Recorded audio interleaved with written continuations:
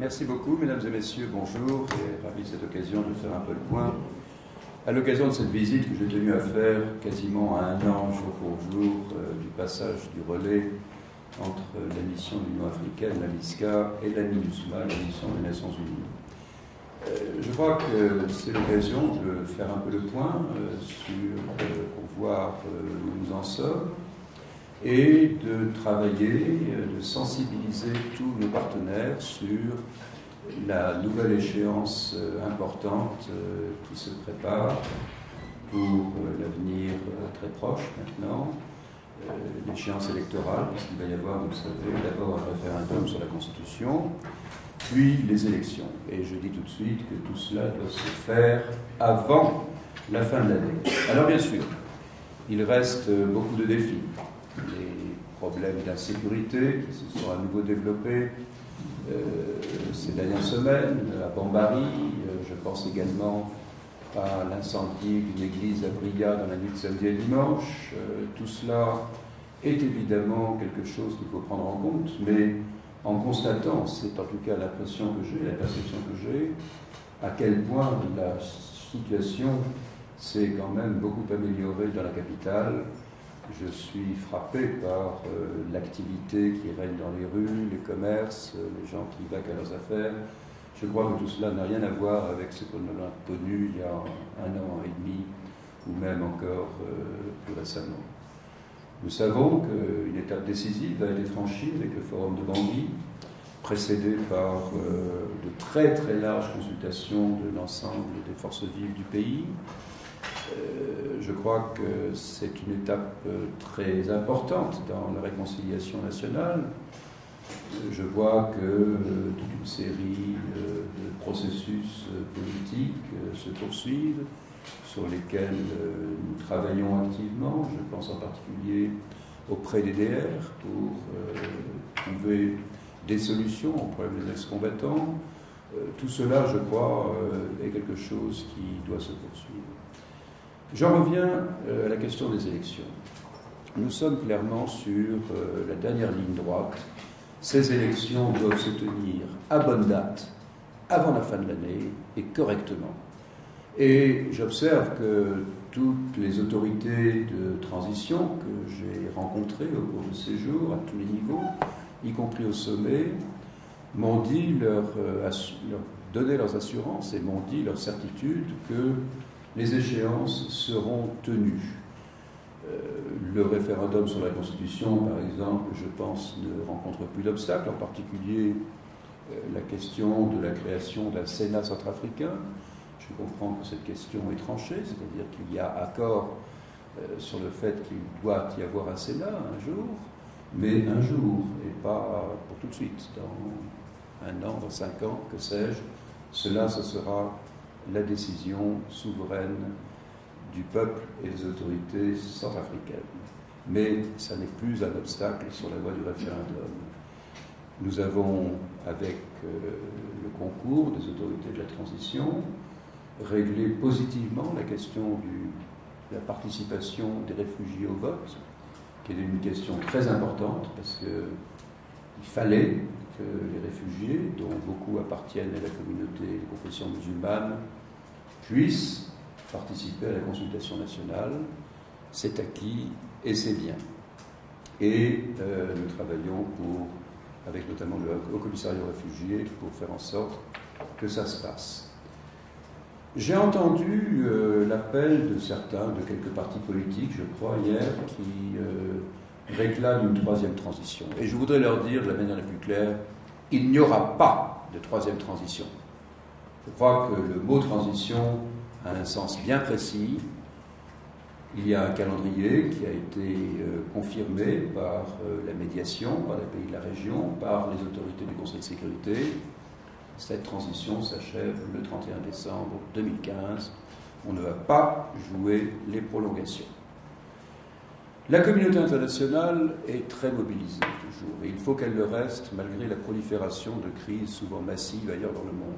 La tension ne doit pas se relâcher, et je peux vous annoncer qu'en marge de l'Assemblée générale, le 1er octobre, se tiendra à New York, à l'initiative du secrétaire général, une réunion de haut niveau une réunion de haut niveau dédiée à la Centrafrique qui sera l'occasion de confirmer l'intérêt avec lequel tout le monde suit les événements ici et de confirmer les engagements qui ont été pris pour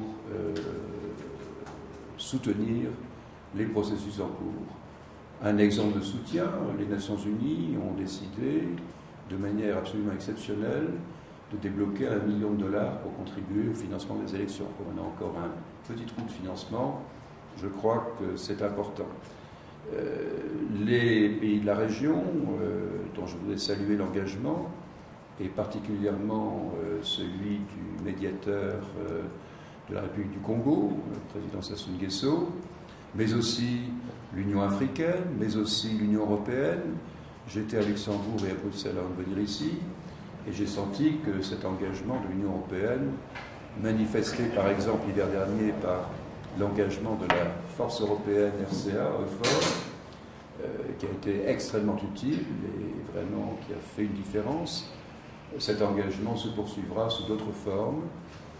Celui également de la France, Sangaris, qui continue de jouer un rôle très important en appui à la MINUSMA. Et je crois que tout cela, voilà, il faut continuer à faire en sorte que tout le monde travaille ensemble dans une unité de but, une unité de volonté et une unité de moyens. Qu'est-ce que souhaite la communauté internationale, en fait? C'est que la Centrafrique sorte de ce cycle d'instabilité, de crise à répétition qu'elle n'a cessé de connaître depuis plusieurs décennies. Que des autorités élues par le peuple, enfin, puissent travailler à mettre en place les plans de développement économique et social qui sont si cruellement nécessaires dans ce pays. La moitié de la population a moins de 20 ans et légitimement peut réclamer des emplois, des moyens de mener une existence digne et convenable. Et il y a donc tout cela. Il y a aussi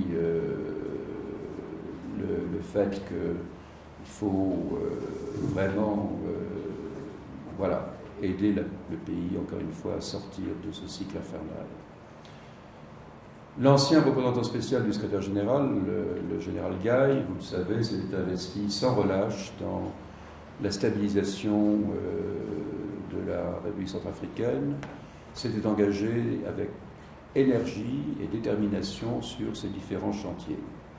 Il n'a, je crois, ménagé aucun effort pour soutenir les autorités et pour mobiliser tous les partenaires autour de ce pays. Et je voudrais saisir cette occasion pour rendre hommage à son travail et aux résultats qu'il a su engranger. Il s'est comporté dans toute cette affaire avec beaucoup de dignité et je voudrais le saluer. Mais le nouveau représentant spécial du secrétaire général, mon vieil ami parfait Odinga Nyanga, va poursuivre dans la même ligne. Donc, nous sommes là, mais nous ne sommes pas là pour nous substituer à la Centrafrique. Je crois que c'est vraiment des Centrafricains, de toutes les composantes du pays, que doivent sortir les axes de travail pour consolider tout ce qui a été fait. Ça implique la société civile, ça implique les populations, ça implique les partis politiques. Et là, en disant cela, je me dois de rappeler que les groupes armés qui ont signé les accords du Forum de Bangui doivent tout faire pour s'associer au processus en cours et pour le faciliter. Ils ont, après tout, leur responsabilité aussi dans la protection des populations. Et il serait inacceptable qu'ils ne tiennent pas leurs engagements et qu'ils n'assument pas leurs responsabilités face à des populations qui n'en peuvent plus. Je me suis rendu à Bambari samedi, dimanche, une grande rencontre avec la population, avec les organisations populaires, et le message était un message d'exaspération. On est fatigué, on en a marre de ces groupes armés qui viennent transposer chez nous leurs querelles ou leurs poursuites de profits égoïstes. Chaque fois, nous en faisons les frais. Ça n'est plus possible. Une dame m'a dit, maintenant, il faut consoler les mamans, il faut consoler les petits. On ne peut plus continuer comme ça, c'est inacceptable. Donc je leur dis très clairement, et je leur ai dit, ceux des groupes armés qui ne se rangent pas du côté de la paix, eh bien vous allez vous exposer à des sanctions. Le Conseil de sécurité, la Cour pénale internationale, tous sont prêts à agir en fonction des nécessités. Et il est important de redire dans ce contexte que l'impunité, qui a été l'une des clés, l'un des ressorts de cette succession de crises, n'importe qui pouvait se dire, bon, bah, de toute façon, quoi que je fasse, il y aura une amnistie, il y aura un pardon, il y aura quelque chose, donc allons-y. Ben non, ça ne sera plus le cas. La communauté internationale, le Conseil de sécurité en premier, disent que c'est inacceptable et que tous ceux qui sont coupables de crimes devront se justifier de leurs actes et en payer le prix s'ils sont reconnus coupables. Donc, je le dis à ces groupes, vos activités de déstabilisation, soi-disant pour défendre les intérêts de tel ou tel groupe, non, arrêtez, parce que vous créez trop de souffrance et que, encore une fois, vous serez amené à en payer le prix un jour. Et un message dans ce contexte aussi aux populations. Ne vous laissez pas manipuler par ces groupes armés. Leur objectif, c'est de diviser pour régner. C'est de poursuivre leurs intérêts égoïstes. Et notamment, dans un pays dans lequel les chrétiens, les musulmans ont traditionnellement vécu ensemble, sans friction, eh bien, il ne faut pas laisser s'introduire des facteurs de clivage qui sont désastreux à long terme pour le pays. J'ai rencontré tout à l'heure l'imam, le pasteur chef de la communauté protestante, et je les ai remerciés de continuer à passer ce même message. D'ailleurs, vous le savez, ils ont été, ainsi que l'archevêque, rendus dépositaires du prix Sergio Vieira de Mello, et c'est, je crois, la reconnaissance du rôle positif qu'ils ont joué. Donc, pour conclure, les élections, ces élections sont l'opportunité pour tous les Centrafricains de se prononcer sur l'avenir qu'ils souhaitent pour leur pays. Il ne faut pas laisser passer cette occasion, au contraire, il faut la saisir. Il faut que, notamment, ceux qui ne se sont pas encore enregistrés sur les listes électorales le fassent sans délai. C'est un message donc pour la population, pour les autorités de la transition, pour les partis politiques, pour les groupes armés.